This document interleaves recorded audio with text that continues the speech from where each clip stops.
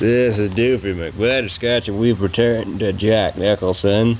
And we just got done with Terms of Endearment in the last video, so now, Wolf.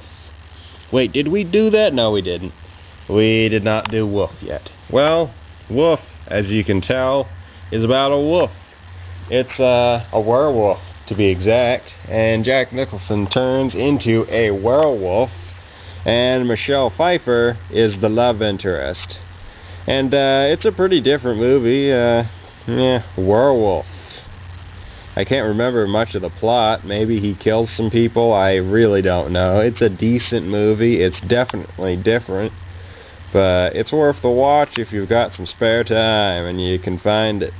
One Flew Over the Cuckoo's Nest. Now this is one of Jack Nicholson's really early movies, so usually you will see him as an older or middle-aged guy in a lot of his movies, but in this one he's actually pretty young. So it's kind of a culture shock because you don't see him young a whole hell of a lot. But anyway, it's about a nut house, and it's got Nurse Ratched in there, and she's one of the most infamous movie villains out there. And yeah, Jack Nicholson basically gets instituted in there, and he eventually gets screwed over really bad at the end, and a Native American giant escapes the place. So there's a lot that goes on. There's a few funny moments, there's a few sad moments. It's an entertaining film. It's definitely something you should watch if you're into films about mental institutions. It's definitely a good watch. I would suggest it. As you can see by that one little star after Nest, it was an Academy Award for Best Actor. So you know it's, well, you don't know it's damn good if it gets an Academy Award, but it usually means it is good. Sometimes sucky movies get that, but anyway, I'm getting off topic. Already did Mars Attacks with Pierce Brosnan. So about Schmidt. This one was actually unique because I went to the airport that was featured in this movie. So I've actually been to a spot in this movie. So it's like that. And you know, Jack Nicholson plays a antisocial old man who has adventures here and there. And it's basically more of a realistic take more than an over-the-top take, and he's writing back to like a kid in like Africa or something like that. And it's interesting. I watched it as a kid and I didn't hate it, so that must mean something. So yeah, Anger Management. Now that one's hilarious. It's also got Adam Sandler in it. It is one of Adam Sandler's last really awesome movies before he got Eddie Murphy syndrome and started sucking really bad. So Anger Management is, well, anger management. Jack Nicholson is the guy who's trying to help Adam Sandler deal with his anger issues, and a little bit after that things start to go a little bit sour, and Jack Nicholson starts hitting on Adam Sandler's girlfriend. So that happens, and of course, in a comedy, it can only get more hilarious after that. So this one is definitely a must-watch for comedy fans who like laughing at stuff and not rolling their eyes at how stupid a comedy is. This is actually a good one, so I suggest it for a good laugh. The Witches of Eastwick. This one's got a few stars in it, and Jack Nicholson plays the devil, and it's got 3 other people that play the witches. Michelle Pfeiffer, it's got Cher, and one other person. I think it's Susan Sarandon. Yeah, they play the witches, and it's an interesting movie. There's not a lot of movies about witches and the devil.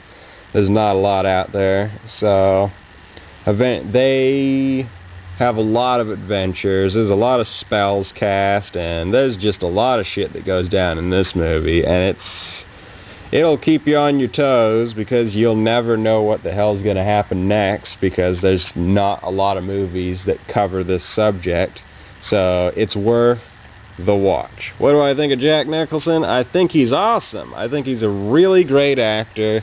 A lot of his movies are really good, even the ones that aren't featured on this list. He's a really good actor. He was a great Joker, and yeah, most of his movies are really good. He doesn't have a lot of shitty movies, but every actor does have crappy movies here and there, but there's definitely more good than bad. Oh, and it's time to flip the page to something different. This is the second to last page here. This is the last page of the book right here.